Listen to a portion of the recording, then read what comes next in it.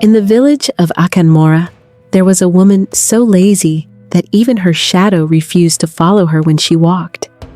People said if laziness was a human being, her name would be Zilawema. She did not farm, she did not cook, she did not sweep. She did not even carry her own 1-year-old son. Yet every day, her hair was always neat, her wrapper always tight, and her eyes always glued to the television. And her husband? Her husband was a man whose back never rested, but laziness, like a stubborn goat, never listens, until the day it meets fire. Akanmora was a peaceful African village where people believed in hard work. Men farmed, women traded, children ran errands. If you ate, you worked. If you rested, you had earned it. The elders often said, "Even the sun rests only at night." It was in this village that Dunosia, a quiet and hardworking man, married Zilawema. At first, people thought Dunosia was lucky. Zilawema was beautiful. Her skin shone like palm oil under morning light. Her lips curved like ripe mangoes. But beauty, as Akanmora people would later learn, does not wash plates. Zilawema woke up every morning by 9 a.m., not because she was tired, but because the TV remote was calling her.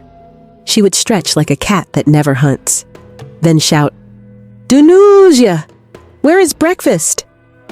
Meanwhile, Dunosia had already bathed the baby, cleaned the compound, cooked porridge, washed clothes, swept the house, and still rushing to the farm. Zilawema would sit on the sofa, legs crossed, wrapper shining, chewing ground nuts and watching dramas. Her 1-year-old son, Mekunro, crawled around the floor, hungry, dirty, and crying. Zilawema would only hiss, "This child cries too much, carry him Jur." Dunosia carried the baby on his back like a mother. He cooked like a wife. He cleaned like a housegirl. He farmed like 10 men. When people saw him at the stream washing clothes, they laughed. Is that not Zilawema's husband? Has he turned to woman? Is his wife sick? Dunosia only smiled. At night, his body would ache like old wood. His hands shook, his eyes burned. But Zilawema? She slept like a well-fed goat. One afternoon, Dunosia's aunt, Makpolo, visited. She looked around the house. Dirty plates, unwashed pots, crying child, and Zilawema? Sitting, watching TV. Makpolo cleared her throat. "Zilawema, are your hands broken?" Zilawema did not even turn. "Auntie, I'm not in the mood." The old woman sighed. "Laziness is sweet at first," she said, "but it becomes bitter in the mouth." Zilawema laughed.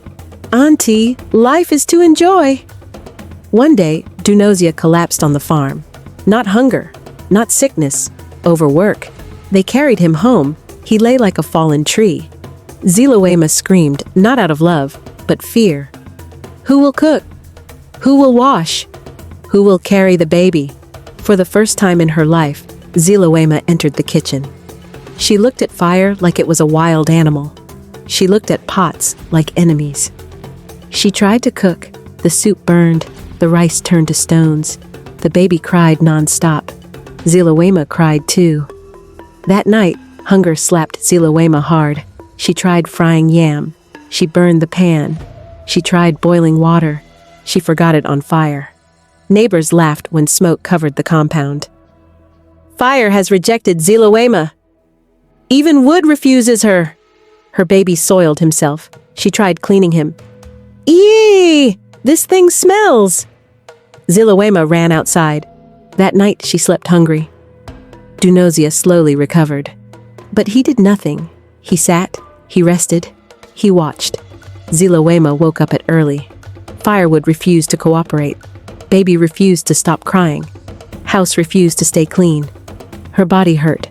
Her head spun. She remembered Dunosia.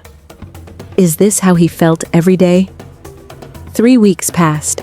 Zilawema did not grow thinner. Her beauty did not fade. Her skin still glowed, and her curves remained proud. But something else changed. Her eyes. They no longer carried pride alone. They carried understanding.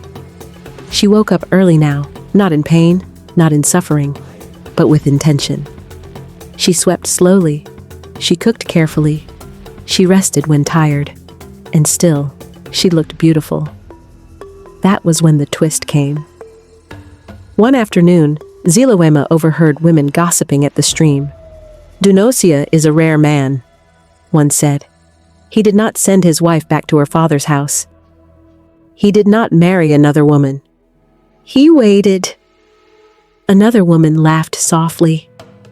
"If it were my husband, he would have replaced me already." Those words hit Zilawema harder than hunger ever could. She froze. For the first time, she saw the truth clearly. Not through suffering, but through choice. Dunosia had not endured because he was weak. He endured because he loved. That evening, Zilawema did something unexpected. She called Dunosia into the kitchen. "Teach me," she said quietly. Dunosia looked surprised.